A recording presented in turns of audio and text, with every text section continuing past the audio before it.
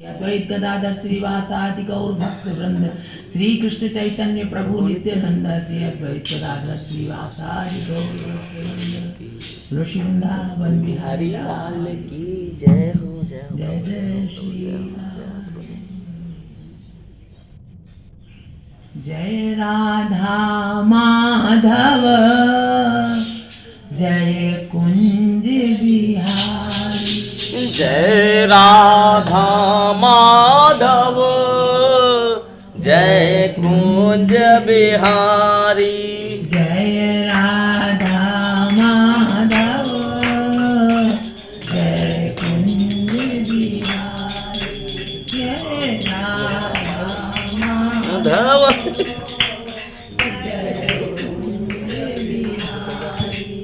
गोपी जन वल्लभ गोपी जन वल्लभ जय हो गिरिवर नारी गोपी जन वल्लभ जय गिरिवर धारी राधा माधव जय कुंज बिहारी राधा माधव जय कुंज बिहारी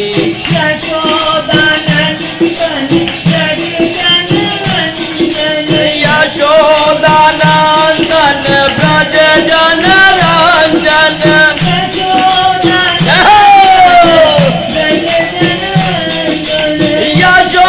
यशोदानंदन ब्रज जन रंजन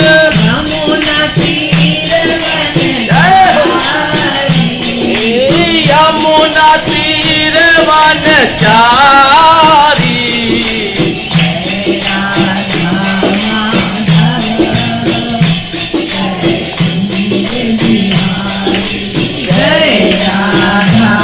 माधव बिहारी राधा माधव जय Kunj Bihari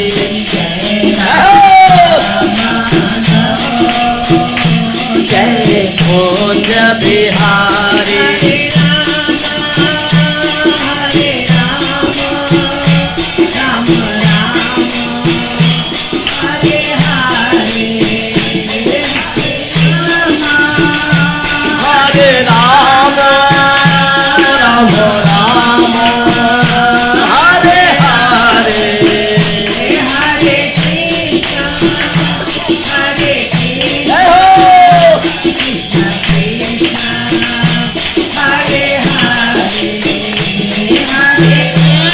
Hare Krishna, Krishna Krishna, Hare Hare, Hare Rama, Hare Rama,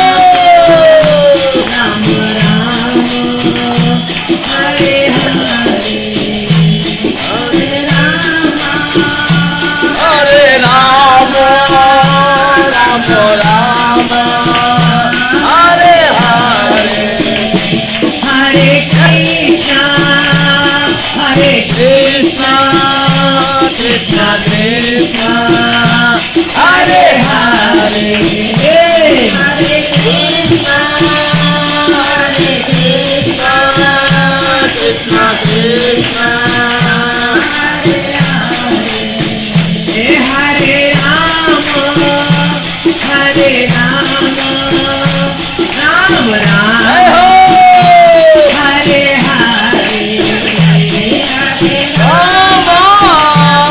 Hare Rama, Rama Rama.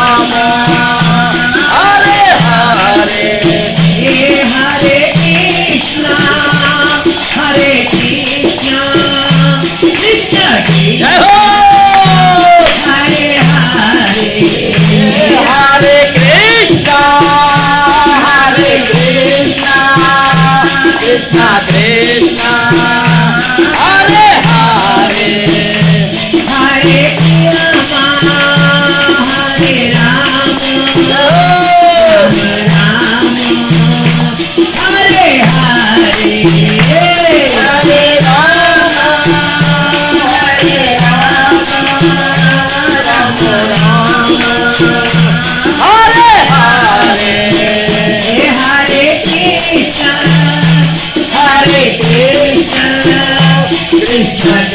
Hare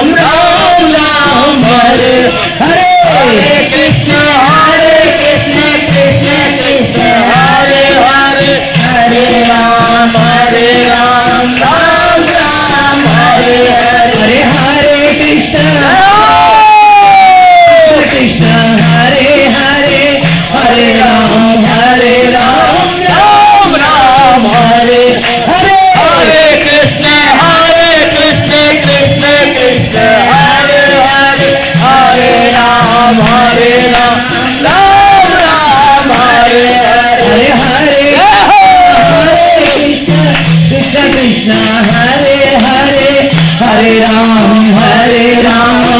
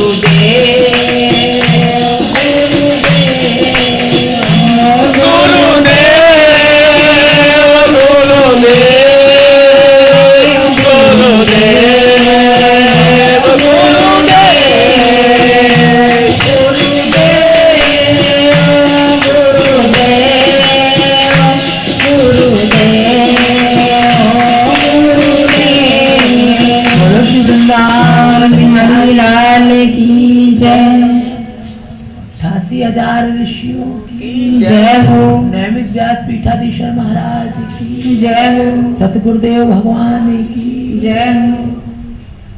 Shri Krishna Chaitanya प्रभु नित्यानंद श्री अद्वैत गदाधर श्रीवासादि भक्तवृंद की जय। अनंत अनंत कोटि रसिक जनन की जय हो। अनंत अनंत कोटि गुरुजनन की जय हो। अनंत अनंत कोटि वैष्णव भक्त वृंद की जय हो। श्री वृंदावन धाम की जय हो। श्री ब्रज धाम की जय हो। श्री राधा राजेश्वरी की जय हो। अष्ट सखिन की जय हो। बाल कृष्ण भगवान की जय हो। गोप सखा वृंद की जय हो। गोवर्धन धाम की जय हो। श्री राधा कुंड कृष्ण कुंड की जय हो। श्री अनंत कोटि वैष्णव भक्त वृंद की जय हो। श्री आशेश्वर महादेव की जय हो। चकलेश्वर महादेव की जय हो। रामेश्वरम महादेव की जय हो। भूतेश्वर महादेव की जय हो। गोपेश्वर महादेव की जय हो। जय जय श्री राम राधे। जय जय श्री राधे। जय जय श्री राधे। हरि सर्वधर्मान् परित्यज्य मामेकं शरणं व्रज अहं त्वा सर्वपापेभ्यो मोक्षयिष्यामि मा शुचः मन्मना मद्भक्तो मद्याजी मां नमस्कुरु मामेव सत्यं ते प्रियजाने प्रियो असि मे अनन्याश्चिन्तयन्तो मां ये जना पर्युपास्ते तेषां नित्याभियुक्तानां योगक्षेमं वहाम्यहम्। श्रीमद् भागवत महापुराण की जय हो। श्री भक्तमाल की जय हो। आज के आनंद की जय हो।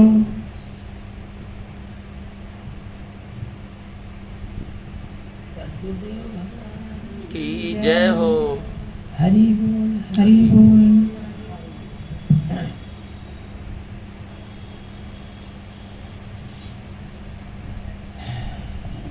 सभी भक्तों की जय हो। सभी के चरणों में प्रणाम वंदन। श्री सुखदेव जी की जय हो।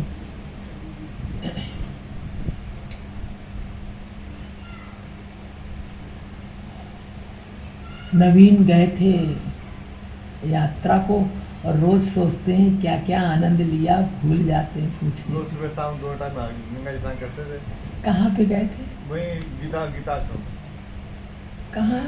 ये ऋषिकेश। अच्छा अच्छा, अरे जय भगवान, बड़ा सुंदर। हाँ वही 6-7 दिन रहते थे। बहुत 25-30 लोग थे हम लोग। और गीता भगवान है ना बराती में गीता पाठ होता है वहाँ, संडे को वहीं जाते हैं। बहुत सुंदर है वहाँ तो। कहाँ पे है भैया वो? बराती में नहीं, वो कहाँ गए थे? ऋषिकेश। ऋषिकेश में। ऋषिकेश में और एक वहाँ भी तो है गोरखपुर में है वो स्वर्ग आश्रम है जहाँ वो रहते थे। स्वर्गाश्रम वहाँ भी है। स्वर्गाश्रम वहाँ भी वहाँ है। भी। ऋषिकेश में स्वर्गाश्रम है। ऋषिकेश में हाँ, उसी में गीता भवन वहीं बना हुआ है। बहुत बड़ा बना हुआ है। बहुत बड़ा बना हुआ है। हमने तो इस पे देखा है वो। हाँ, उसमें रामायण चल रही थी वहाँ पे। हाँ। तो 9 दिन की रामायण चल रही थी उसमें। तो 2 दिन चल रही थी। सिद्ध महापुरुष गीता आश्रम मगर परमात्मा आश्रम में कई वहीं आश्रम तो बने हैं। राधा बाबा भी तो वहीं रहते थे। अच्छा अच्छा। हाँ वहीं रहते थे। वहाँ पता है नहीं आपको? राधा बाबा का नहीं था एक्चुअली। भाई जी वहाँ पे गए हैं। भाई जी, हाँ हाँ। भाई जी वहाँ सत्संग किया भाई जी ने वहाँ पे। हाँ। वहाँ एक वटवृक्ष था वहाँ पे। हाँ। दादा भाई जी वहीं का सत्संग करते थे वहाँ पे। भाई जी की जहाँ समाधि स्थल है वहीं पे नजदीक में ही राधा बाबा उनको हाँ, दृष्टि तो फिर ये रखते। गोरखपुर वाला होगा। भाई जी वाला। हाँ भाई जी वहीं रहते थे। मतलब यहाँ ऋषि राधा बाबा भी रहते थे। हाँ करेक्ट। वहीं वो बिल्कुल सिद्ध आश्रम है वहाँ पर बड़े सिद्ध। हाँ तो वहाँ पे भी संकीर्तन करते थे भाई जी ऋषिकेश में। बहुत अच्छा लगा। इतिहास लेकिन 1-2 हादसे भी हो गए वहाँ पे। अरे अच्छा। अरे हाँ, एक हस्बैंड वाइफ दोनों लोग स्नान कर रहे थे। हाँ तो उनके हस्बैंड थे वो बह गए अरे अरे। और पत्थर से टकरा गए, सर फट गया। हाँ। तो वो मर गए। और 2 लड़कियां और नहा साथ में गए थे? नहीं अच्छा। मालूम चला था लेकिन गए वहीं थे वो। वहीं पे तो जो हादसा हुआ है। और एक हादसा और हो गया था। 2 लड़कियां नहा रही थी तो 2 लड़की डूबने लगी। तो एक आदमी बचाने के लिए गया वहाँ पे। तो एक लड़की को बचा लिया उसने, दूसरी बचाने आगे बढ़ा वो, तो उस लड़की ने उसको पकड़ लिया। लड़की और आदमी दोनों डूब के मर गए। अरे तो क्या जल ज्यादा है? बहुत तेज बहाव तो था। फिर लोग क्यों इतना आगे चले हम जाते मना हैं? कर रहे हैं, बाबा अनाउंसमेंट हो रहा है कि आगे ज्यादा मत जाओगे, मत मानते नहीं लोग। हाँ, बहुत यही तेज बात। बहाव है, मानते नहीं। थोड़ा आगे मानना चाहिए, मानना चाहिए। अब देखो आज हम लोगों को वो छड़ी लगी हुई थी। वो कह रहे थे इससे आगे मत जाइए। हम लोग वहां तक भी नहीं पहुंचे। ऐसे जैसे माई कहती हूँ घूम करके और वो जो टीला होता है उसको बल्कि उल्टा पकड़ लिया बेटा और वहीं का वहीं डुबकी लगा लिया। सही। इन लोगों से भी हमने निर्देश दिए कि बेटा आगे मत जाना। आज पानी बढ़ा, आज 5 ज्यादा जल था। जल तो भरा है, आजकल से ज्यादा बढ़ गया। जहां हम लोग टापू पे बैठे हुए थे जिस जगह, वो सब जल भर गया। अच्छा। थोड़ा सा बचा है वो, जहाँ पे वो देख रही थी वो खड़े थे, उनके चारों तक वहां तक जल हो गया। कल गंगा जी की व्यवस्था थी। कल गंगा जी ने हम लोगों को जगह दी थी और हमको रात्रि में हमने इनसे प्रश्न, कल हमने इनसे प्रश्न किया रात को कि ये बताओ कि जहां पे हम स्नान कर रहे थे अगर आज जाएं तो जल भरा भी मिल सकता है। पता नहीं बेटा, हमको गंगा जी के दर्शन हो रहे थे जैसे वहां पे सरसर सरसर जल भर रहा है। अब तुम लोग कहो कि जैसे अंतर्यामी नहीं दिख रहा है। हम कहीं कल जाएंगे तो वहां पे जल भरा मिलेगा, हमें लग रहा है कल बढ़ जाएगा जल। तो हम गए तो हमने सबसे पहले यही मनसुख से कहा कि मनसुख आज हमें लगता है वहां जल भर गया होगा, आज वहां नहीं जा पाएंगे। तो नाव वाले भैया आए तो हमने कहा आज नहीं जाएंगे वहां। और जब बैठ के देखा, उजेला हुआ देखा, तो वहां सब जहां बैठे थे हम जाप कर रहे थे वहां सब जल भरा हुआ था। ज्यादा ऊंचा नहीं था। हाँ थोड़ा ही था।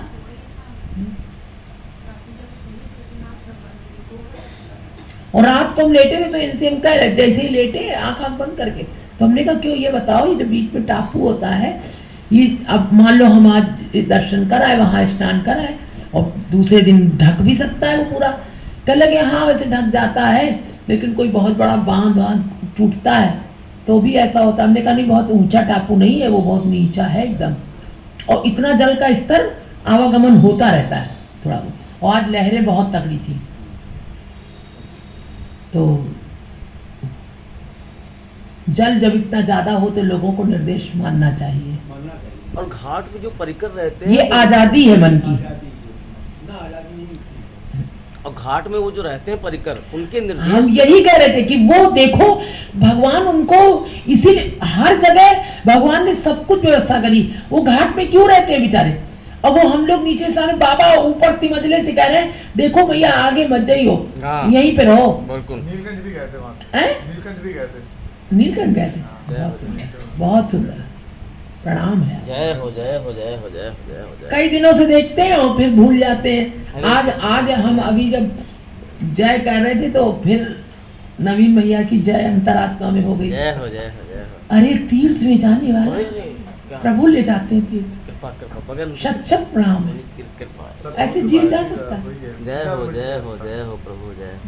ये भजन रटने कृष्ण गोविंद। सखा है आपका, हे क्या कृष्ण बताएं। गोविंद। भगवान कृष्ण जब चरण धो के पी सकते हैं, सुदामा से कह रहे हैं कि दर्शन देते रहना, तो आपके चरण छू रहे हैं तो क्या बुरा है, सुना। भूल मत जाना। कल आने पहले भी सुना था मैंने, हाँ। तब मैं ना प्रवीण बोल रही थी। है? इसमें सुना था आप प्रवीण बोले थे। प्रवीण गया था अपनी वाइफ के साथ में। दीदी का नाम भूल गई। कल आप कर रहे थे कथा जब, हाँ। तो आपने मेरा नाम लिया था, अच्छा, तो कहते नवीन वाइफ से गया था, प्रवीण बोल रही थी आप। हाँ प्रवीण अभी भी कहा हमने। अभी तो मैं नवीन का था। अच्छा, हम नाम भूल जाते हैं, शक्ल भी भूल जाते हैं बेटा। अगर हम कहीं मिले और ना बोले, ये मत समझना दीदी घमंड कर रही, सही बात। दिमाग से उतर जाता है। मैं सोचा कल नहीं गया तो नाम भूल गए, आज तक नाम भूल चलो चले आए। जय हो कुछ है ऐसा, मतलब दिमाग में नहीं रहता है। जय हो जय हो जय। चाहे जितना उस व्यक्ति से खूब मिले, अगर कुछ समय हो गया और देख अरे पहचान नहीं पा रहे, दिमाग में नहीं रहता। भगवान की लीला है। बोलो श्री वृंदावन बिहारी लाल की जय भक्त और भगवान की जय हो। ये संग मिलता रहे प्रभु, और ये चर्चाएं होती रहे, भगवान के भक्त ही मिले और सब आनंद अपना अपना वर्णन करिए। देखो रामेश्वरम गई थी, कितना सुंदर, अभी आई है वहां से। हाँ, प्रेमा ने नहीं बताया।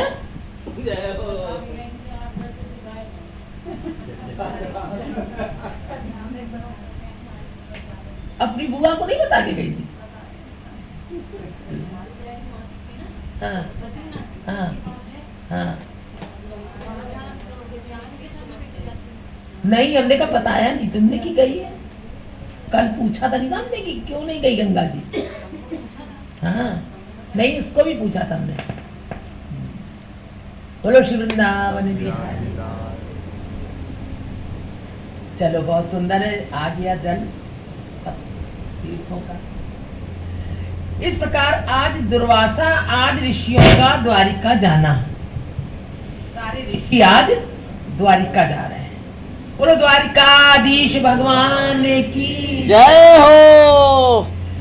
दशम स्कंद की कथा सुनने के पश्चात राजा परीक्षित ने श्री सुखदेव जी से कहा, हे प्रभु, यदुवंशी लोग तो धर्मात्मा एवं हरिभक्त थे, फिर दुर्वासा ऋषि ने उन्हें श्राप क्यों दिया? यदुवंशी हरिभक्त थे और धर्मात्मा भी थे, तो दुर्वासा ऋषि ने उन्हें श्राप क्यों दिया? सुखदेव जी के भी चित्त में इतनी सुंदर सुंदर बातें आती हैं, क्योंकि कोई भी जीव के अंदर कोई प्रश्न रहने ना पावे, वो खुद ही पूछ लेते हैं। श्री सुखदेव जी बोले, परीक्षित, ये वृतांत इस प्रकार है।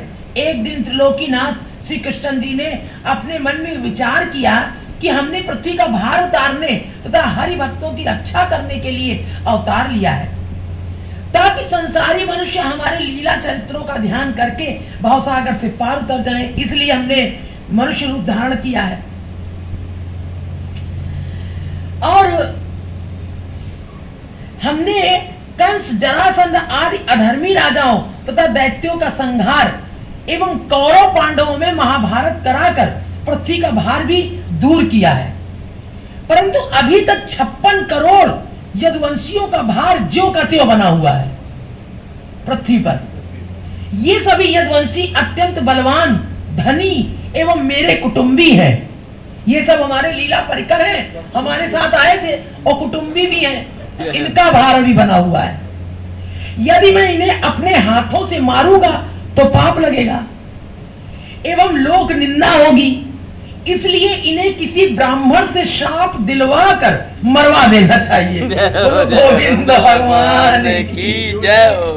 सब आओ यहाँ से। व्यवस्था कर दी सारी। मतलब जाना तो सबको है ही है। अब देखिए कैसे बहाना करते हैं। इसी तरह यहाँ किसी को डुबा के मार देते हैं, किसी को बुखार ज्वर में मार देते हैं, किसी को कैंसर में मार देते हैं, किसी को एक्सीडेंट धाम से गाड़ी भेड़ दी, उसकी खोपड़ा फट गया, वो मर गया। ये उनकी व्यवस्था है बेटा। ये होता अपने आप कुछ नहीं होता है। अब देख लो इनकी ये राज है इनकी, और इसको भी पूरा नहीं समझ सकते हम लोग कि हाँ यही राज है, और भी जाने क्या इसके अंदर राज है। इतना तो वो हम लोग केवल समझ पाते हैं। तो कह रहे हैं कि इन सबको किसी ब्राह्मण से श्राप दिलवा करके, देखो श्राप दिलवा दो, और श्राप देंगे जब ये कुछ गलत सलत करेंगे, ऊट पटांग भी उन्हीं की इच्छा से करेंगे, दिलवा दो और फिर इन सबको मरवा डालो। हे राजन, जब श्री हरि ने अपने मन में विचार की, अब इसी तो कहा गया कि ये पूरा जगत जो है वो भगवान का लीला विलास है, उन्हीं की लीला है, ये उन्हीं का खिलौना मात्र है। अब ये खेल नहीं है उनका, और उनके खेल में हम लोग पता नहीं क्यों परेशान है। ये हमारा है, ये तुम्हारा है, और है कुछ नहीं अपना। वो जब चाहते तब अपनी तरह से करते, जब चाहते तब जन्म दे देते, जब चाहते तब पालन कर देते, जब चाहते तब तोड़ मरोड़ के फेंक देते हैं। तो ये खेल हम लोग मनुष्य योनि में ही समझ सकते हैं, बाकी किसी योनि में नहीं। बहुत बहुत निष्प्रह है, कोई खेल है, कोई दया, कोई कुछ नहीं है। बच्चा जैसे छोटी-छोटी खिलौने खेलता है, तोड़ डालता है। हाँ, उसको कोई मोह नहीं होता, कुछ नहीं, टूट गया। उसी तरह से भगवान का है, निष्प्रह है। फेंक देते हैं। हे राजन, जब श्री हरि ने अपने मन में ये विचार किया, इसीलिए जब भक्त भी जब ऐसा ही हो जाता है, निष्प्रह हो जाता है, तब उसकी दशा जो है बन जाती है। और वास्तविकता यही है कि ऐसा ही होना है। वास्तव में ये ऐसा ही है जगत, बनना भी नहीं है निष्प्रह, बना बनाया है, लेकिन माया में फंसा हुआ है। कार्य तो अपना सृष्टि कर रही है, लेकिन माया के वशीभूत हो करके ऐसा प्रतीत होता है कि ये सब ऐसा हो रहा है। ये माया के द्वारा दिखाई दे रहा है। ये उनका जादू है, प्रतीत मात्र है। जब श्री हरि ने अपने मन में विचार किया, तभी उनकी इच्छा से दुर्वासा एवं वशिष्ठ आदि बहुत से ऋषि तीर्थ यात्रा करते हुए द्वारिकापुरी में आ पहुंचे। श्री हरि ने अपने मन में विचार किया, ये सारी बातें अभी जो थी कि अब पृथ्वी का भार उतारने के लिए मनुष्य रूप धारण, वो देखो वो गोपाल शास्त्र नाम पढ़ो तो उसमें भगवान का एक नाम ये भी आता है, मनुष्य रूपधारी, पृथ्वी का भार हरण करने वाले। हाँ।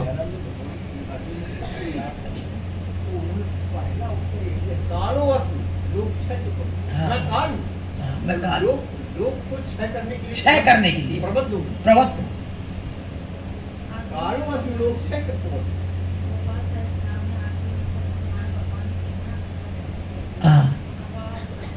अपार करुणा सिंधु। हे राजन, जब श्री हरि ने अपने मन में विचार किया, तभी उनकी इच्छा से दुर्वासा एवं वशिष्ठ आदि बहुत से ऋषि तीर्थ यात्रा करते हुए द्वारिकापुरी में आ पहुंचे। उन्हीं की इच्छा से तीर्थ यात्रा करते हुए दुर्वासा आदि ऋषि, बहुत से ऋषि पहुंच गए वहां। श्री श्याम सुंदर ने उन सबका अत्यंत सत्कार किया तथा पूजन आदि करने के उपरांत हाथ जोड़कर यह प्रार्थना की कि जिस प्रकार आप लोगों ने यहाँ पधार कर हमें अपने दर्शनों से कृतार्थ किया है, उसी प्रकार अब कृपा करके कुछ दिनों तक यही निवास कीजिए। अब आए हैं तो कुछ दिन यहीं रहिए और सबको मार मूर के तब जाइए, श्राप आप दीजिए सबको, अब तो उनकी इच्छा है। ये सुनकर ऋषि मुनियों ने उत्तर दिया, हे प्रभु, हम लोग यहाँ विधि पूर्वक पूजन जप तप आदि न कर सकेंगे। श्री मुरली मनोहर बोले, हे ऋषिगणों, यहाँ निकट ही पिंडारक क्षेत्र में रहकर आप अपना जप तप आदि करें, वहां आपको कोई असुविधा नहीं होगी। हे परीक्षित, श्री हरि की बात मानकर वे ऋषि मुनि पिंडारक क्षेत्र में रहकर श्री परम ब्रह्म परमेश्वर का जप तप एवं ध्यान आदि करने लगे। एक दिन का प्रसंग है कि श्री मुरली मनोहर की माया से प्रेरित होकर प्रद्युम्न तथा सांब आदि शिकार खेलते हुए उसी स्थान पर जा पहुंचे जहां वे ऋषि मुनि ठहरे हुए थे, पिंडारक क्षेत्र में। उन लोगों ने जब ऋषि मुनियों को समाधि लगाए हुए देखा तो परस्पर ये कहना आरंभ किया कि देखो, ये ब्राह्मण संसार मनुष्यों को ठगने, ब्राह्मण संसारी मनुष्यों को ठगने के लिए समाधि का ढोंग बनाए बैठे हैं। ऐसी बुद्धि फेर दी भगवान की माया से। कह रहे हैं कि देखो, ये ब्राह्मण संसारी मनुष्यों को ठगने के लिए समाधि का ढोंग बनाए बैठे हैं। यदि ये सच्चे महात्मा होंगे तो इन्हें भूत भविष्य तथा वर्तमान तीनों कालों का हाल मालूम होगा, अतः इनकी परीक्षा लेनी चाहिए। उस समय सांब ने प्रद्युम्न आदि से ये कहा, हे भाइयों, तुम लोग मेरा वेश स्त्रियों जैसा बनाकर मेरे पेट से कपड़े आदि की गठरी बांध दो, जिससे मैं गर्भवती स्त्री के समान दिखाई देने लगूं। अगर ढोंगी होंगे तो कुछ नहीं जान पाएंगे, और अगर त्रिकालदर्शी होंगे तो हमें सब बता देंगे। मार झापड़ मैं कपड़ा अपना गठरिया सब फेंक देंगे उठा के। तुम तदुपरांत तुम मुझे ऋषियों के पास ले जाकर ये पूछो कि यह गर्भवती स्त्री पुत्र को जन्म देगी अथवा कन्या को। देखो कैसी लीला, मतलब देखिए कि अच्छा भले आदमी का भगवान चाहे तो उसे पगलवा बना दे। बिल्कुल सही बात है, उनकी लीला न्यारी है। अब देखो भगवान के ही मतलब यदुवंशी धर्मात्मा कैसी स्थिति थी और ऐसी बातें करने लग गए। ये कैसी मतलब एकदम अनाड़ी जैसी बातें। सही बात है।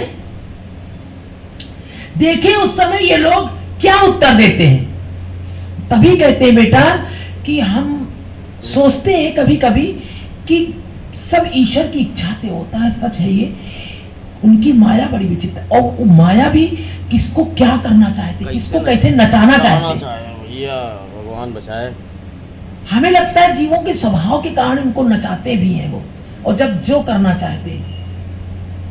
इसीलिए जब कोई हमसे हम देखते हैं किसी का झूठ छल कपट, तो एक तो पहले तो लगता है कि देखो ये ऐसा क्यों बोल रहा है, ऐसा क्यों कर रहा है, ऐसा स्वभाव इसका क्यों ऐसा बर्ताव कर रहा है। लेकिन फिर सोचते हैं प्रभु की लीला है। अच्छा, और जो चाहता है जी वही भगवान करते भी हैं। तो हमको ऐसा लगता है कि देखो ये भगवान की माया है इसलिए ऐसा बोल रहा है। ये क्यों बोलेगा, भगवान की लीला है। भगवान उसको अभी नचाना चाहते हैं और माया में, सही बात है। अभी नचाना चाहते हैं। शिशुपाल को देखो, भगवान ने कहा अभी बोलने दो इसको, तुम लोग शांत बैठे रहो। मतलब कि सब कुछ होते हुए भगवान का भजन करते हुए, सारी सुंदर सुंदर बातें सत्संग करते हुए फिर व्यक्ति झूठ बोल रहा है, तो क्यों बोल रहा है? इसका मतलब है कि अभी भगवान की इच्छा है। हमारे चित्त से निकलता नहीं, और आश्चर्य होता है बेटा, बहुत आश्चर्य होता है कि इतना करने के बाद, इतना होने के बाद ये झूठ छल कपट क्यों करता है। तो यानी अभी इसको समय है। हमें दया तो आती, लेकिन झूठ नहीं बोलेंगे भैया, दया कम आती है, आश्चर्य ज्यादा होता है, आश्चर्य ज्यादा होता है। देखो इतने बड़े बड़े लोगों को देखो, कितनी सुंदर सुंदर बातें करते हैं, कितना बड़ा बड़ा सत्संग का करते हैं, त्यागी वैरागी बने हुए, देखो ऊंचे ऊंचे सिंहासन, लेकिन जो कह रहे हैं क्या वो वैसे ही जीवन व्यतीत कर रहे हैं? प्रैक्टिकल में नहीं हो पाता ब्रो, सही बात है। तो कितना आश्चर्य है।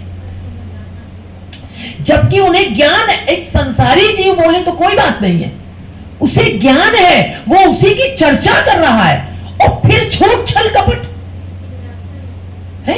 इसीलिए आश्चर्य होता है। हाँ, आश्चर्य होता है बेटा। अगर ऐसा कोई साधारण व्यक्ति कहे या बोले, ऐसा आचरण करे, तो हमें बिल्कुल नहीं लगता है। तब तो लगता है कि अभी उस मार्ग पर ही नहीं आया प्रभु, अभी तो अज्ञान है पूरी तरह से। लेकिन जब कोई ऐसा व्यक्ति, तो बहुत आश्चर्य होता है। फिर ये लगता है कि पतीली का एक भांति तो परखा जाता है केवल, तो पता चल जाता है उससे कि ये व्यक्ति पूरा का पूरा जो भी कुछ चल रहा है इसका सब झूठ चल रहा है, और ये सत्य है, ये सत्य है बेटा। अगर भगवत भजन करने वाला, आध्यात्म में चलने वाला व्यक्ति अगर वो झूठ बोल रहा है, तो वो जो कुछ भी कर रहा है वो सब व्यर्थ है। ये मेरी बात आप लोग आज डायरी में नोट कर लें। जय हो जय हो जय हो। ये हम नहीं कह रहे हैं, ये शास्त्रों में दिया हुआ है, या ये सिद्धांत भी हो सकता है, सही है। ये कैसे वो झूठ बोल पाएगा? उसकी सारी क्रियाएं हमें मिथ्या दिखने लगती, तब दया आती है कि इसका सारा समय भी बर्बाद हो रहा है, जो झूठ और कपट करके और फिर भजन करे। बताओ भगवान ने क्या कहा? मोहि कपट छल छिद्र न भावा निर्मल मन। तो कैसे, यानी भगवान को रिझाने के लिए, वास्तव में भगवान को पाने के लिए भक्ति नहीं हो रही है।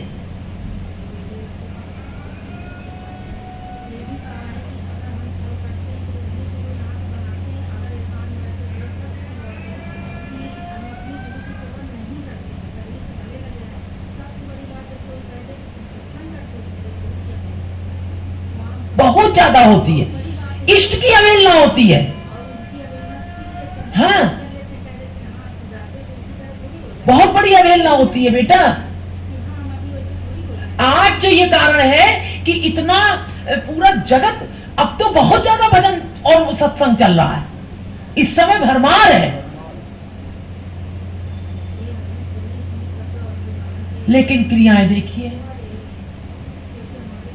ये सेवा है भगवान की, हम सत्य बोले, ये सेवा है भगवान की, हम किसी से छल ना करें, ये भगवान की सेवा है।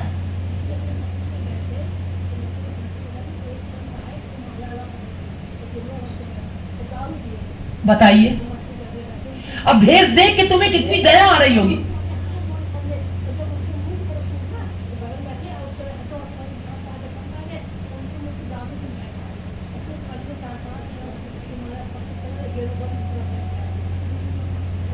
चाहिए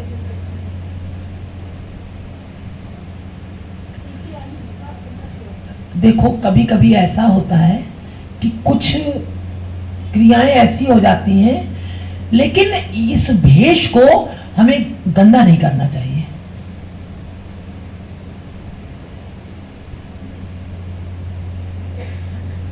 कुछ ऐसे संत महात्मा भी हैं, लेकिन वो फिर समाज में नहीं आते इस तरह से, समाज में नहीं, क्योंकि वो समाज में फिर उसकी गलत सूचना जा रही है। कैसे लोग फिर सम्मान करेंगे?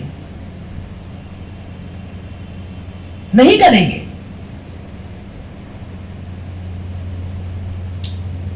तो बेटा पतीली का एक भात ही परखा जाता है, बहुत कुछ नहीं। फिर वो जीव चाहे जितना कुछ भी करता रहे, सब कुछ समझ में आ जाता है कि इसका सब कुछ इसका सब ऊपर से हो रहा है।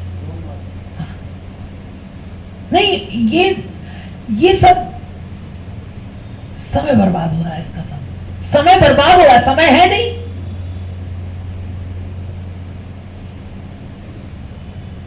तो बहुत आश्चर्य होता है। और शायद अब झूठ ही अत्यधिक बोला जाता है। झूठ का ही सहारा मनुष्य ने लेकर के जीवन को अपना चला रहा है। बहुत छोटी छोटी बातों में झूठ बोल देता है, बहुत छोटी छोटी बातों में, जिनका कोई आपसे लेना देना नहीं है। अरे अब तो मोबाइल में तो घर में कोई घर आ जाते हैं, ऐसा नहीं कितना हुआ करते हैं। अगले अब यार तैयार कपड़े पहने नहीं हाँ। सही बात है। हाँ, हमारे तो बेटा कस्टमर हैं और हमारे पे मोबाइल पे तमाम कॉल लगी हुई है, या हम देख रहे हैं कि कॉल आ रही है, उठा नहीं रहे तो हम बता देते हैं, भले ही वो हमारे पास आवे ना आवे। हम कहते हैं हाँ बेटा हम काम कर रहे थे, तुम्हारा कॉल देखी थी, हमने उठा नहीं पाए थे हम। क्या होगा? ज्यादा भाई हमसे नाराज हो जाएगा अगला। हम सब झूठ, अच्छा इतना झूठ बोल करके हम क्या कर लेंगे? लेकिन क्यों? क्योंकि हमें दिखता उसका कैमरा चल रहा है। किससे झूठ बोले हम?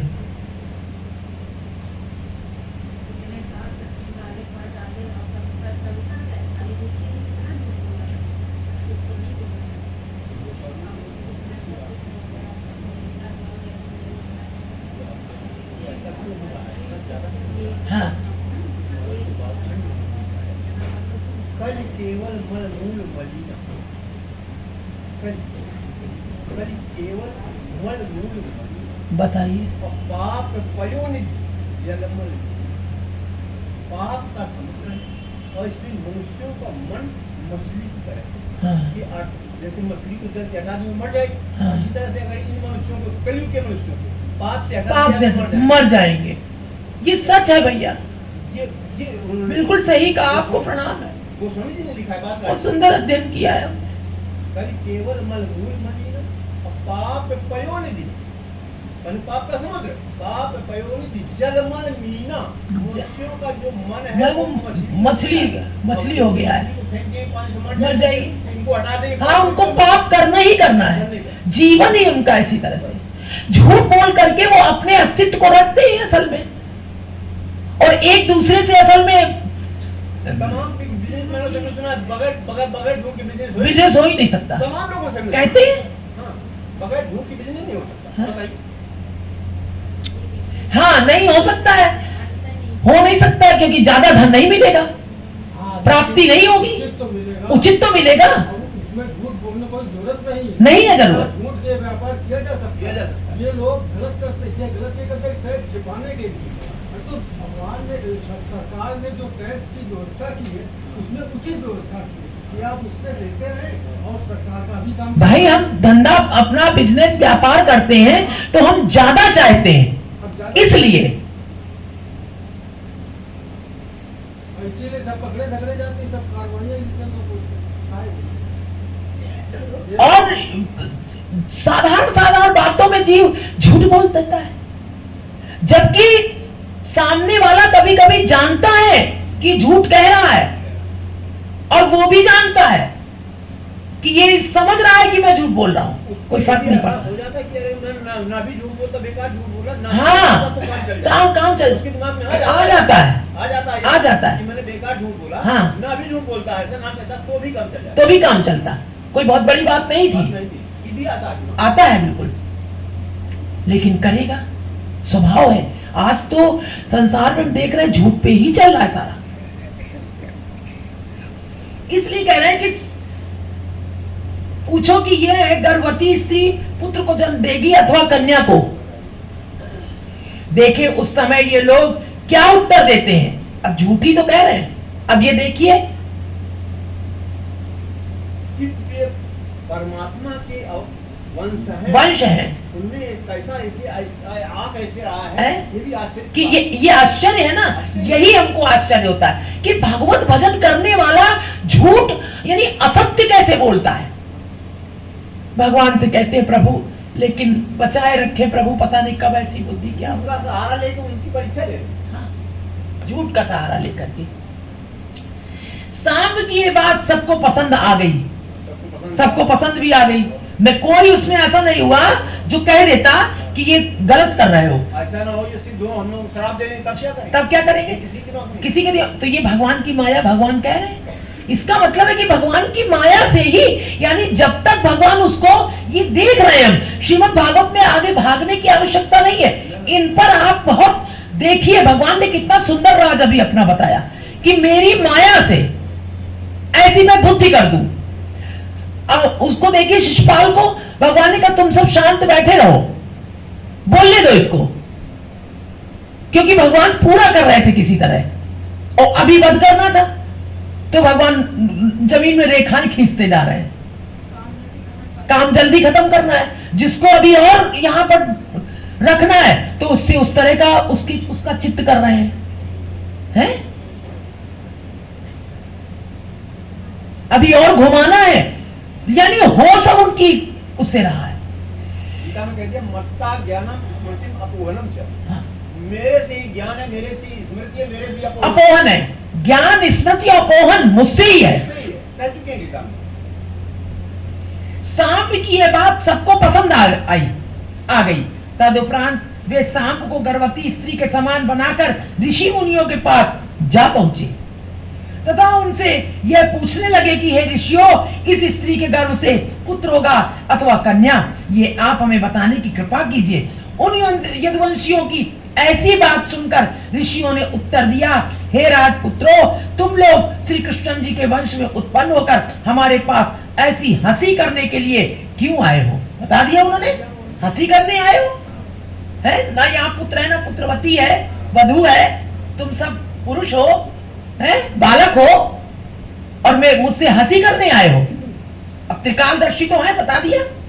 हे परीक्षित, ऋषियों द्वारा इस प्रकार कहने पर भी जब वे सब हट करने लगे, अभी भी चेत नहीं आ रहा है।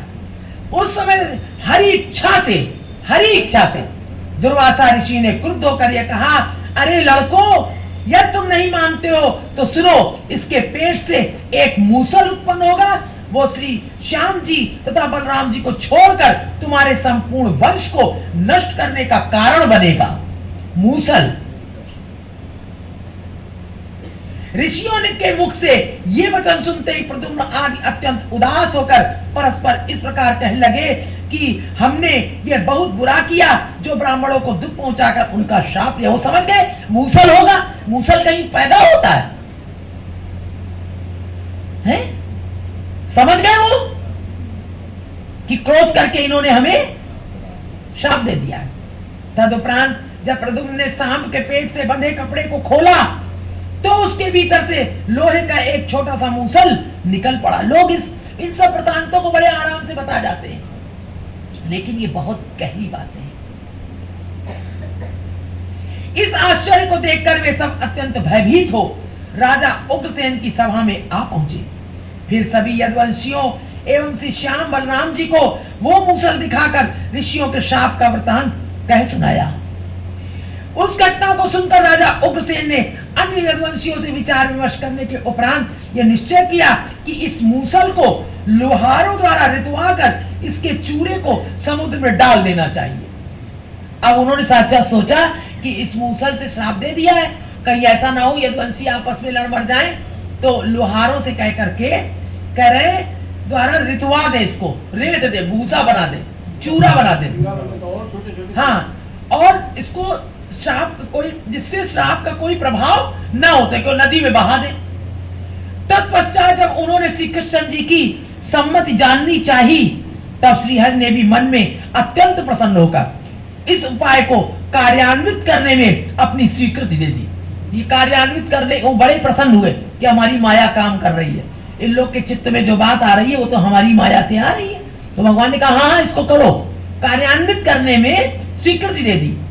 इतनी कथा सुनाकर श्री सुखदेव जी ने कहा, हे परीक्षित, आनंद कंद श्री कृष्ण जी यदि चाहते तो वे ऋषियों के शाप को छुड़ा सकते थे, चाहते तो ऋषियों के शाप को छुड़ा सकते थे, परंतु सभी कार्य उन्हीं की इच्छा से हुए थे, इसलिए उन्होंने उसका कोई उपाय नहीं किया। अस्तु यदुवंशियों ने उस मूसल को समुद्र तट पर ले जाकर लोहारों से रितवा डाला तथा उसके चूरे को समुद्र में पानी में डाल दिया।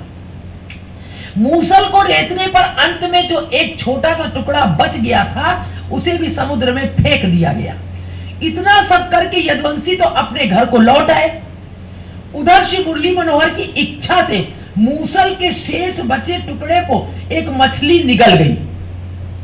कुछ समय बाद जब उस मछली को एक केवट ने जाल में फंसाकर समुद्र से बाहर निकाला, तब मछली के पेट को चीरने पर उसे मूसल का शेष बचा हुआ टुकड़ा मिल गया। केवट ने उस टुकड़े को अपने तीर की नोक पर लगाकर अपने पास रख लिया। वो टुकड़ा जो था तीर की नोक में लगा लिया, देखो कहां से कहां गया। इस प्रकार मूसल का शेष बचा टुकड़ा तो तीर का फल बना और समुद्र के तट पर जहां वो मूसल रेता गया था उस स्थान पर सरपत नामक एक तीक्ष्ण वाली घास की उत्पत्ति हो गई। वहीं से ये बना है ये सरपत। कभी उससे फट जाता है। अरे हमारा हाथ फट गया था,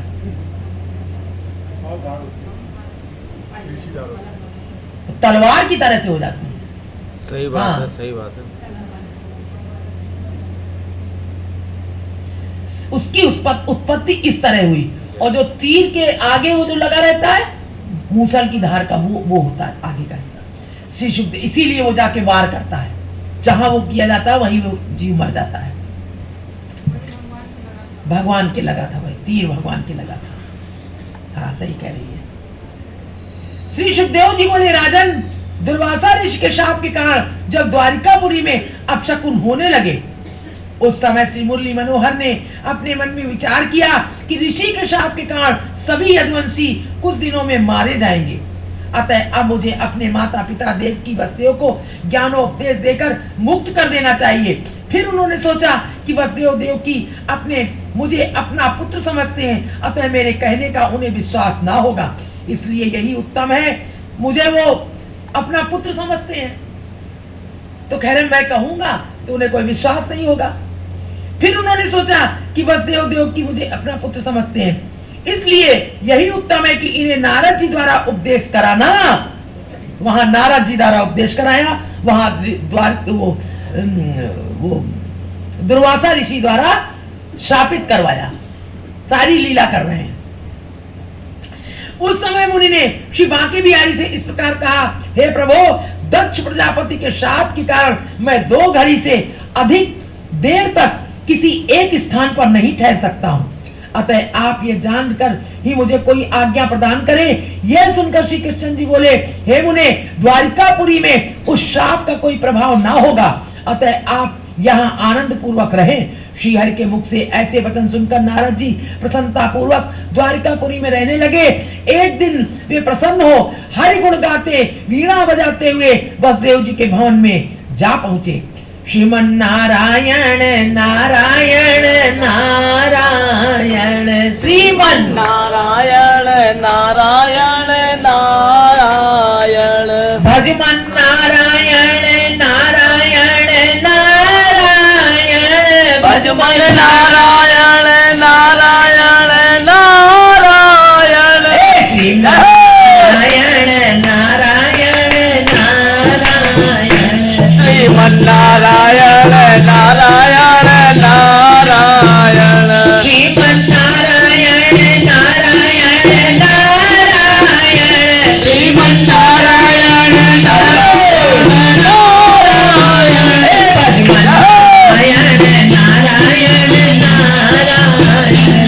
श्रीमन नारायण नारायण नारायण श्रीमन नारायण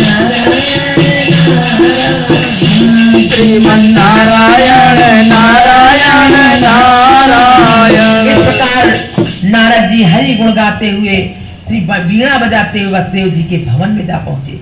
उस समय वसुदेव जी ने उन्हें सम्मान सहित बैठाकर पूजन आदि के उपरांत हाथ जोड़कर इस प्रकार का, हे देव देवेश्वर, मेरे धन्य भाग्य हैं जो आप कृपा कर यहाँ पधारे हैं। हम संसारी मनुष्य स्त्री पुत्र आदि के मोह में जकड़े हुए माया रूपी अंधेरे कुएं में पड़े हुए हैं। जब तक ज्ञान रूपी रस्सी का आश्रय प्राप्त न हो तब तक इससे बाहर निकलना कठिन है।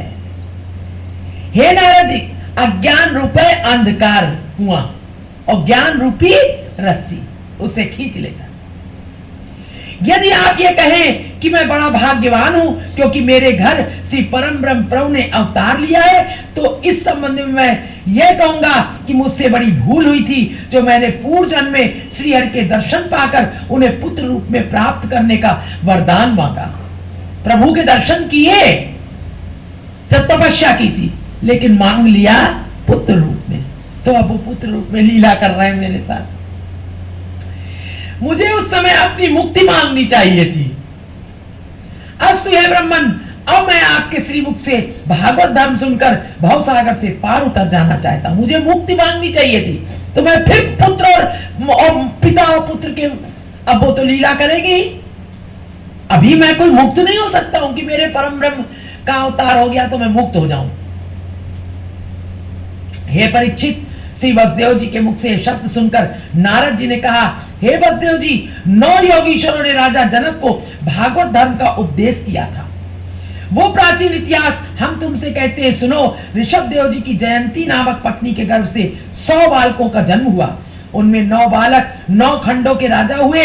81 बालक वेद तथा शास्त्रों को पढ़कर पारंगत हुए। भरत नामक सबसे बड़ा पुत्र अपने पिता के सिंहासन पर बैठा तथा शेष 9 बालक जो 9 योगीश्वर कहलाते हैं, संसारी माया मोह से विरक्त हो परम ज्ञानी, बाल यति तथा महात्मा हुए। वे अपने इच्छा के अनुसार तीनों लोकों में भ्रमण करते रहते थे। एक समय वो 9 योगीश्वर राजा जनक की सभा में जा पहुंचे। वहां बड़े बड़े ज्ञानी तथा महात्मा पुरुष उपस्थित थे। जिस समय वे नवों राज समान पहुंचे, उस समय उनके सूर्य के समान मुखमंडल के दिव्य प्रकाश को देखकर राजा जनक समस्त सभासदों सहित उठकर खड़े हो गए तथा उन्हें दंडवत कर हाथ जोड़ इस प्रकार प्रार्थना करने लगे, हे योगीश्वरों, संभवतः आप सब विष्णुलोक से पधार रहे हैं। अब वसुदेव देवकी के सामने नारद जी जब पहुंचे तो उन्होंने कहा, कोई ऐसा उपदेश दीजिए जिससे अब मैं मुक्ति को प्राप्त करूं। तब उन्होंने कहा कि एक समय राजा जनक की सभा में 9 योगीश्वर पहुंचे थे। अब वहां क्या सभा में चर्चा हुई ये बताना चाहते हैं, उपदेश देना चाहते हैं। अतः मैं आपको श्रीहरि का पार्षद समझकर दंडवत करता हूं। पूर्व जन्मों का पुण्य उदय होने के कारण ही मुझे आपका दर्शन प्राप्त हुआ है। संसारी मनुष्य की मृत्यु अनिश्चित जानकारी मैंने आप सबको एक साथ दंडवत किया है।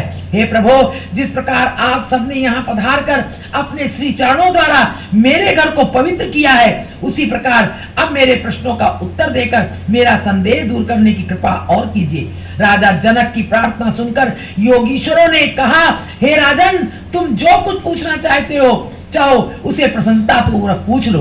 राजा जनक बोले, हे महात्मन, संसार में ऐसी कौन सी वस्तु है जो सदैव स्थिर रहती है तथा जिसका कभी वियोग नहीं होता? यदि कोई ये कहे कि जिसके घर में बहुत सा द्रव्य तथा आज्ञाकारी स्त्री पुत्र हो, उसे सदैव सुख प्राप्त होता है।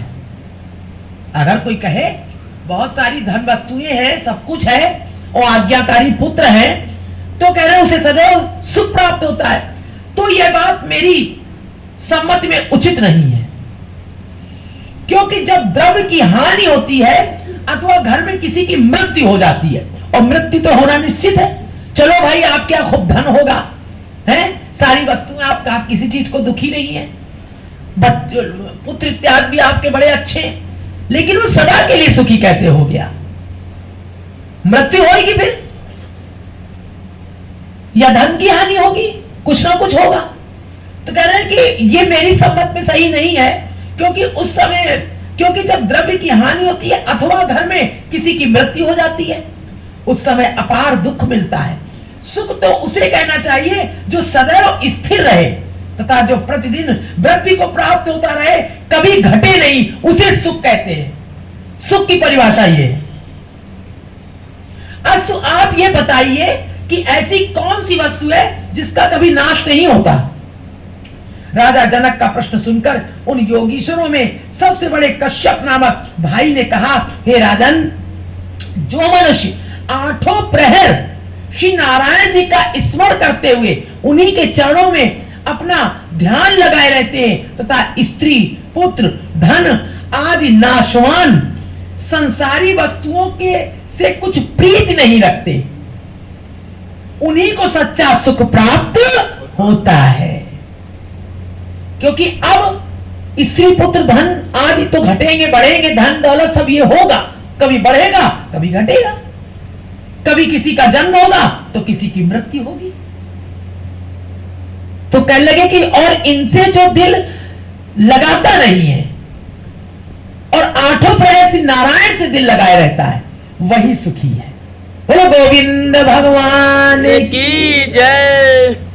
आज्ञाकारी स्त्री, पुत्र, क्योंकि जीव कहते हैं ना, सोचते हैं कि दुख कहाँ है, हमको तो बड़ा सुख है, हम तो, हमारे पास तो बड़ा धन है, बच्चे भी हमारे चाहिए, हम कभी दुखी नहीं होंगे।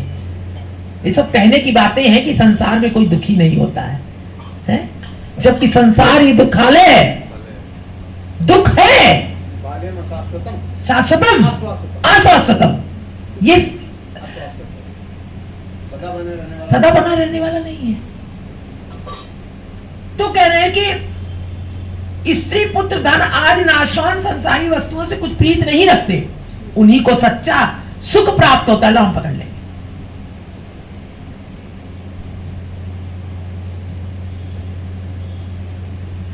आज्ञाकारी स्त्री, पुत्र तथा द्रव्य प्राप्त होने पर संसारी मनुष्य समझते हैं कि उन जैसा सुखी अन्य कोई नहीं है।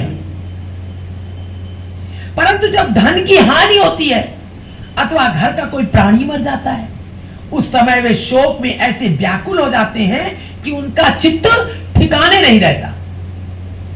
इसलिए यदि कोई संसारी मनुष्य से यह पूछे कि तुम सुखी हो अथवा नहीं, तो उन दोनों को महामूर्ख समझना चाहिए।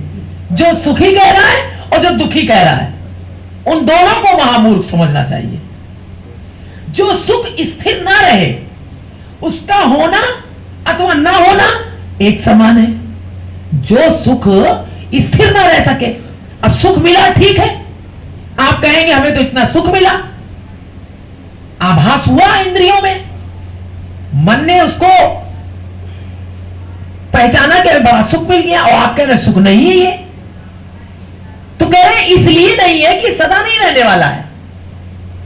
तो कह रहे सुख, तो उन दोनों को महामूर्ख समझना चाहिए। जो सुख स्थिर ना रहे, उसका होना अथवा ना होना एक समान है। वो है तो भी कोई बात नहीं, और नहीं है तो भी एक समान है।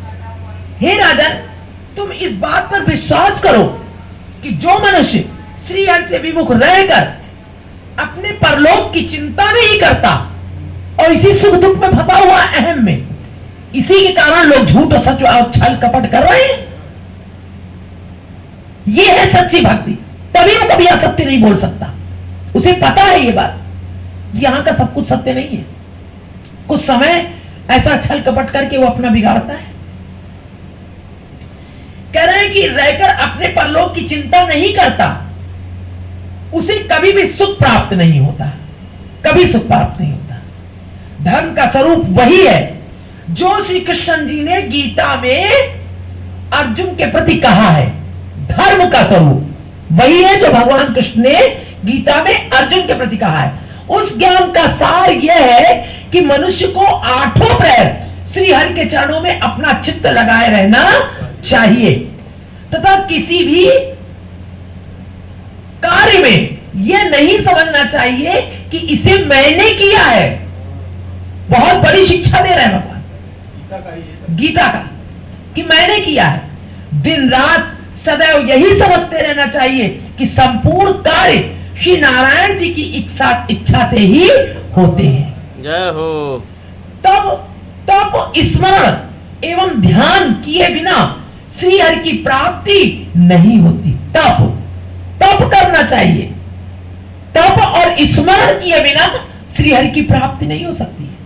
अतः हम तुम्हें श्री नारायण जी के चरणों में प्रीति उत्पन्न होने का पहला सरल मार्ग बताते हैं। देखिए, पहले तो उन्होंने ऐसा बताया और फिर कहा कि श्री हरि के चरणों में ध्यान लगाओ, यही सबसे बड़ा धर्म है। फिर कहा कि वो बिना तप के उत्पन्न नहीं होती। उसे सुनो, उस मार्ग पर चलकर संसारी जीव भी सच्चे सुख के स्थान पर पहुंच जाएंगे।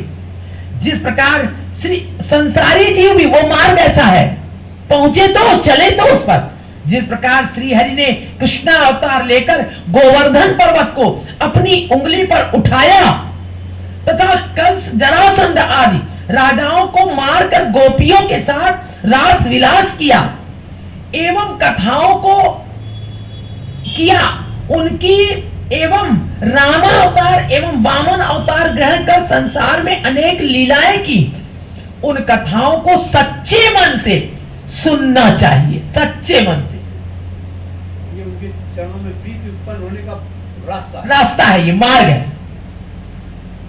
तथा अभिमान में पड़कर यह नहीं सोचना चाहिए कि जिस कथा को हम एक बार सुन चुके हैं उसे दोबारा सुनने की क्या आवश्यकता है। जय हो। बहुत सुंदर बात, सबसे सुंदर बात है। हम लोग यही सोच रहे हैं, वही तो रोज रोज भागवत है। उपेक्षा करने उतनी उतावली नहीं है। ये बात बता दी, ये मार्ग बता दिया। हरि चरित्रों का श्रवण एवं पाठ करने से, हरि चरित्रों का श्रवण और पाठ करने से मनुष्य संसारी माया मोह से विरक्त होकर अंत में श्री नारायण जी के चरण कमलों में पहुंच जाता है। बोलो गोविंद भगवान की जय हो।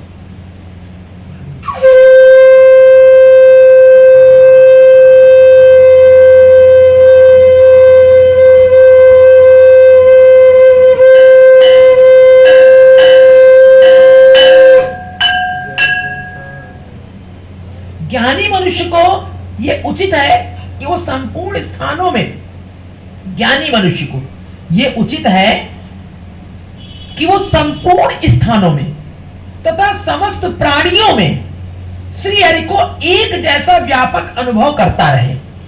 संपूर्ण प्राणियों में कैसन करें विरोध, करें विरोध। हाँ। जगत का हाँ। उमादि राम चरण विगत काम मत क्रोध। हाँ। और निज प्रभु में देखें जगत। जय हो। बहुत सुंदर, बहुत।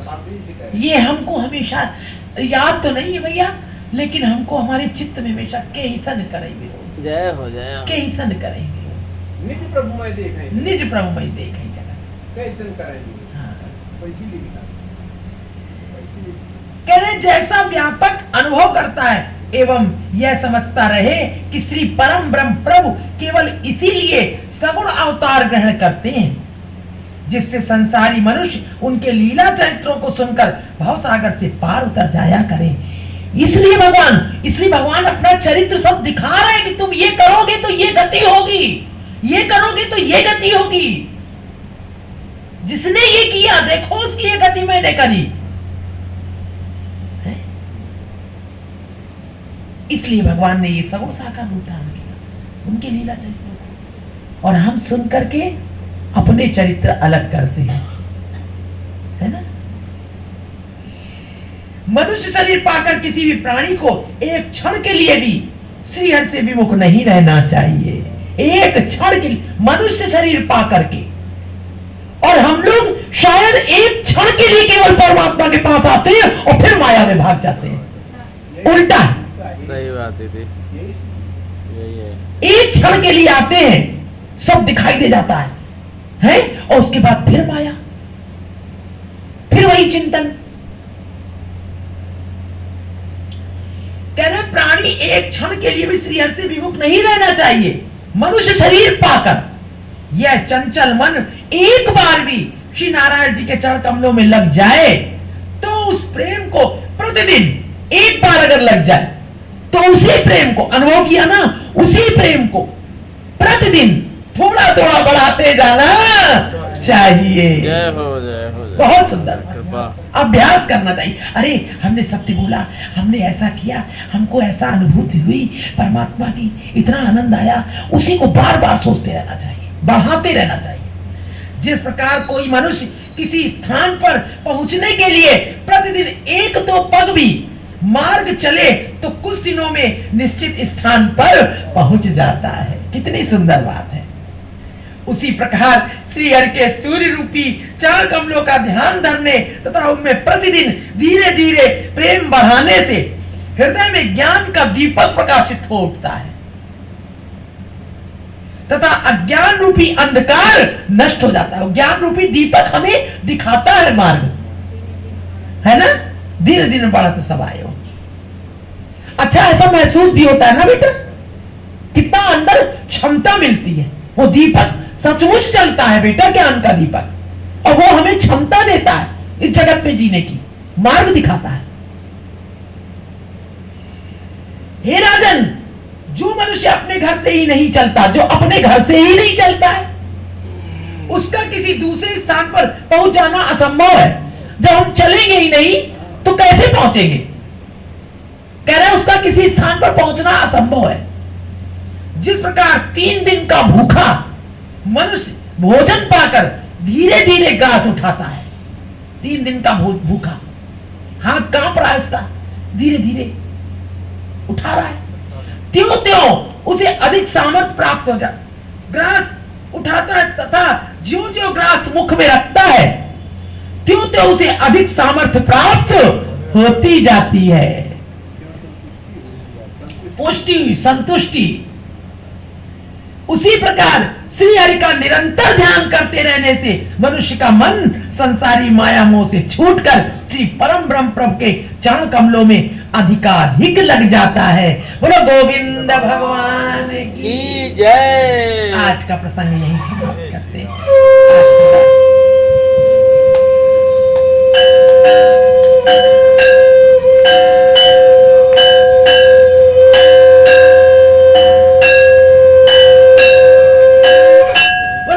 मुकुट वाले की जय, बंसी वाले की जय, योगेश्वर श्री कृष्णचंद्र भगवान की जय, मुरली मनोहर की जय, मनमोहन की जय, राधा कृष्ण की जय, ब्रज मंडल की जय, श्रीमद् भागवत महापुराण की जय, समस्त भक्तों की जय, वैष्णव संत भक्त की जय, आज के आनंद की जय, 9 योगीश्वरों की जय, राजा जनक की जय हो, श्री सुखदेव जी की जय हो, राजा परीक्षित की जय हो, वृंदावन बिहारी लाल की जय हो, जय हो प्रभु, जय हो।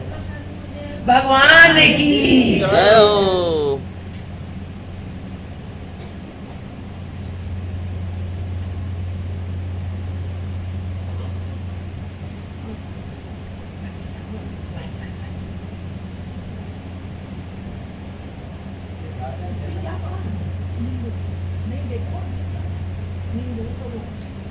हमें लग रहा है साबुदाना ऐसा बना। अच्छा अच्छा अच्छा अच्छा, शक्कर नहीं घुली है तभी वो नमक लग रहा पूरा, ज्यादा लग रहा सेंधा नमक पड़ा है, सेंधा नमक है,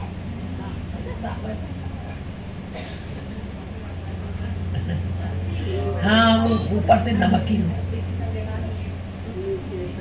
बांके बिहारी तेरी आरती गाऊं, बांके बिहारी तेरी आरती गाऊं, आरती गाऊं क्या रे आपको मनाऊं, आरती गाऊं क्या रे आपको मनाऊं, गिरधर तेरी आरती गाऊं, गिरधर तेरी आरती गाऊं।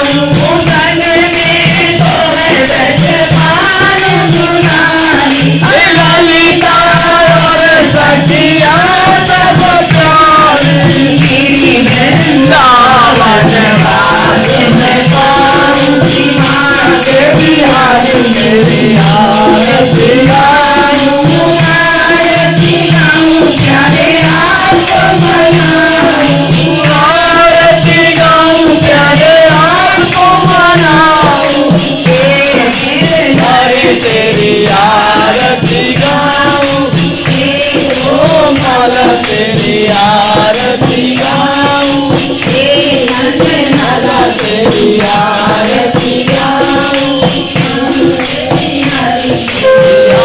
आरती गाऊं, सत्यवादी तेरी आरती गाऊं, जय राधे जय राधे राधे, जय राधे जय श्री राधे, जय कृष्णा कृष्णा कृष्णा, जय कृष्णा जय श्री कृष्णा, श्यामा गौरी नीत किशोरी, श्री राम जोड़ी श्री राधे, रसिक रस जय सखीनो गुण करुणीनो श्री कृष्णा, रास बिहारी ने रस विस्तारे, प्रिय और धारे ने श्री राधे, नव नव रंगी धवल त्रिभंगी, श्याम सुगंधि श्री कृष्णा,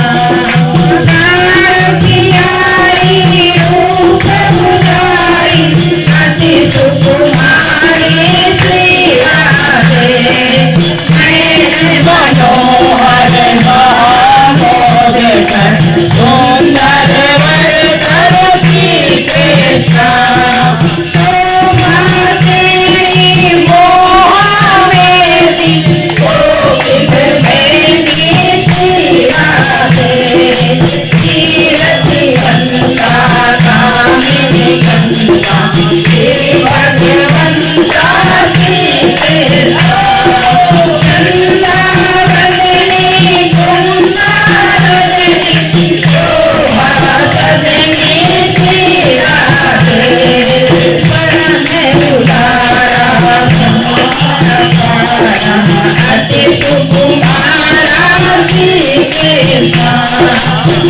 संतानमिनी राजकरमणि, शीलाकमिनी श्री राधे, रूप रसाला नयन विशाला, परम कृपाला श्री कृष्णा, कंचन मेली रति रस वेली, अति अलबेली श्री राधे, सब सुख सागर सब गुण आगर, रूप उजागर श्री कृष्णा, रमणी रम्या वरु सरगम्या, गुणया गम्या श्री राधे, धाम निवासी सदा प्रसादी, सहज सुवासी श्री कृष्णा, शक्करनादिने अति प्रियवादिने, गुरुनादिने श्री राधे, रंग रंग सोना भरत सलोना ध्रुवग सुलोना श्री कृष्णा, गुण अभिरामिनी हरि स्वामिनी श्री राधे, हरे हरे हरि हरे हरे हरे हरे हरि श्री कृष्णा, जय राम जय राधे राधे, जय राधे जय श्री राधे, जय कृष्णा जय कृष्णा कृष्णा, जय कृष्णा जय श्री कृष्णा, जय राधे राधे, जय राधे जय श्री राधे, जय कृष्ण जय कृष्णा कृष्णा, जय कृष्णा जय श्री कृष्णा, बिहारी लाल की जय हो। मुरलिया हर की मधुवन में धूम मचाए, मुरलिया हर की मधुवन में धूम मचाए।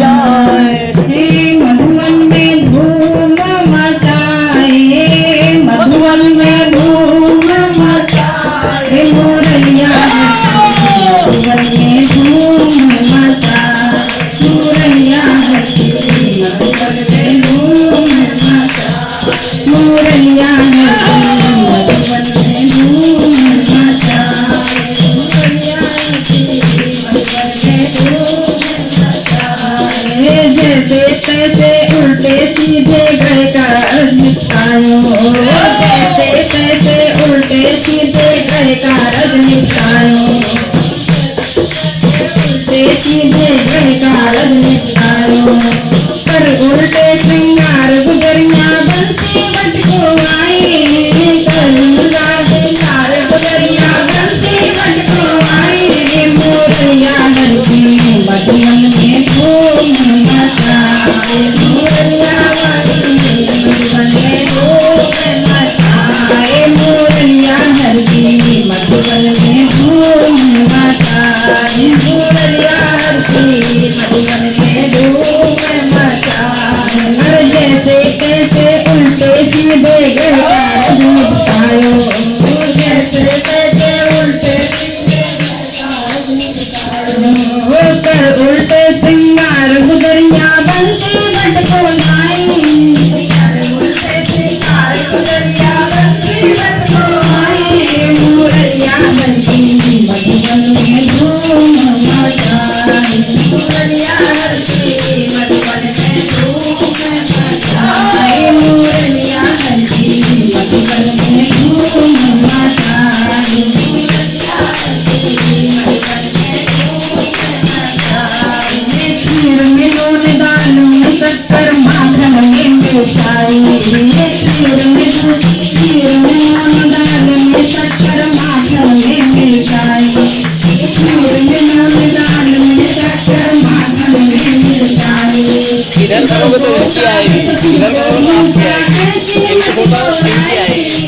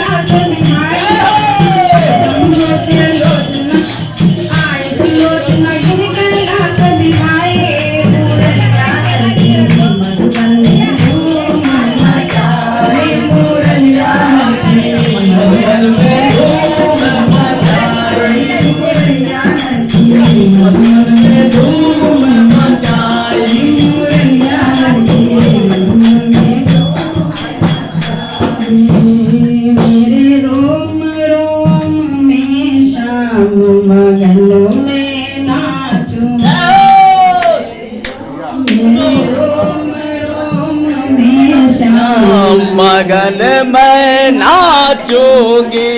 मुझे दुनिया से क्या काम, मगर मैं नाचूंगी।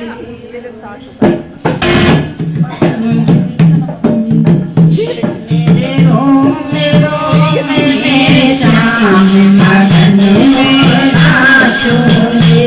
मेरे रोम में श्याम मगन मैं नाचूंगी।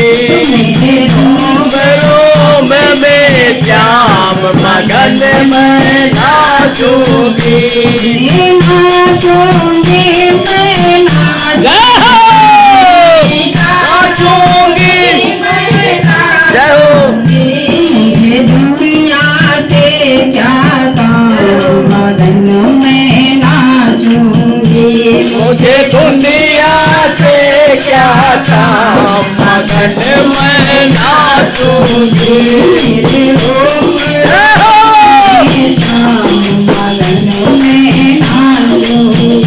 तेरे रोम रोम में श्याम मगन मैं नाचूंगी।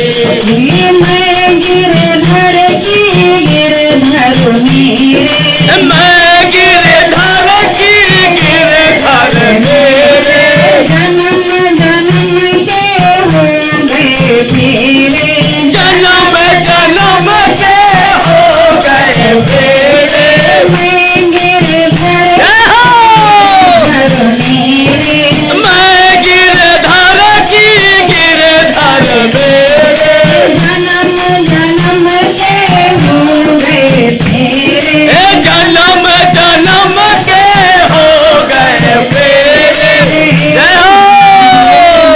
इनसे नाम मगन में नाचूंगी। मेरा जुड़ गया इनके नाम मगन मैं नाचूंगी। मेरे रोम रोम जय हो। मगन में नाचूंगी। मेरे रोम रोम में श्याम मगन मैं नाचूंगी। मेरे नाचूंगी मैं नाचूंगी। नाचूंगी मैं नाचूंगी। जय हो। क्या काम मगन में नाचूंगी। मुझे दुनिया से क्या काम, मगन मैं नाचूंगी। जय हो। मुझे नचावे उसकी मस्ती, मुझे नचावे उनकी मस्ती। मुझको मिल गई बिल्कुल सस्ती। मुझको मिल गई बिल्कुल सस्ती। मुझे नचावे मस्ती, मुझे नचावे उनकी मस्ती। मुझको मिल गई बिल्कुल सस्ती। मुझको मिल गई बिल्कुल सस्ती। हर को जय हो।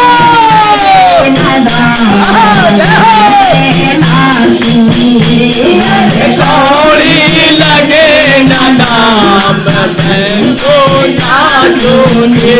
मेरे रोम रोम में श्याम मगन में नाचूंगी। मेरे रोम रोम में श्याम मगन मैं नाचूंगी। जब कान्हा की बजे मुरलिया, जब कान्हा की बजे मुरलिया, छम छम पायलिया, छम छम बाजे मेरी पायलिया। जब कान्हा मुरलिया, जब कान्हा की बजे मुरलिया, हम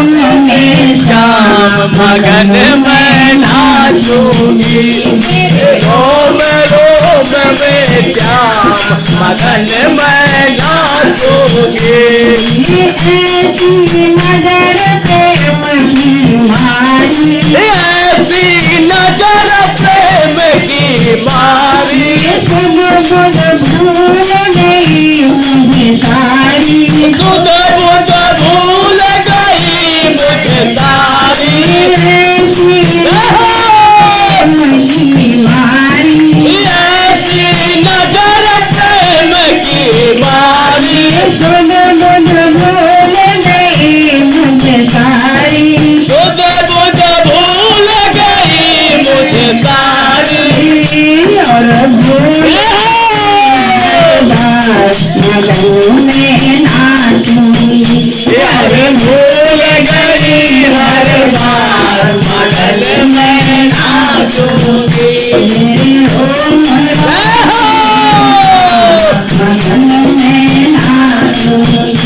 मेरे रोम रोम में श्याम मगन मैं नाचूंगी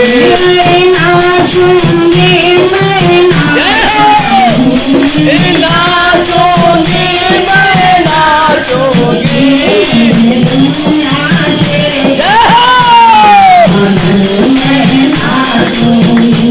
मुझे दुनिया से मैं नाचूंगी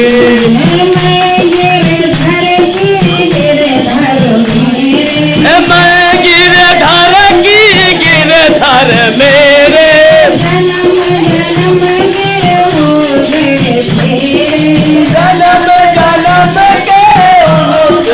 मेरे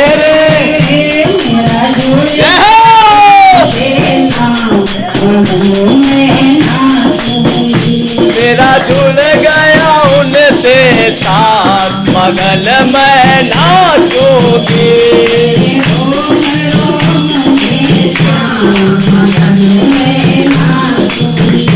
मेरे रोम रोम में श्याम मगन मैं नाचूंगी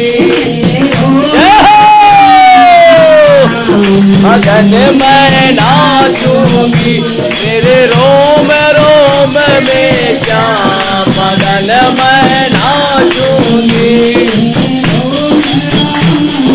श्याम मगन मैं नाचूंगी रोम रोम में श्याम मगन मैं नाचूंगी बोले सद्गुरुदेव भगवान की महाराज की जय हो जय जय श्री राधे, जय जय श्री राधे। राधे हरि बोल। हरि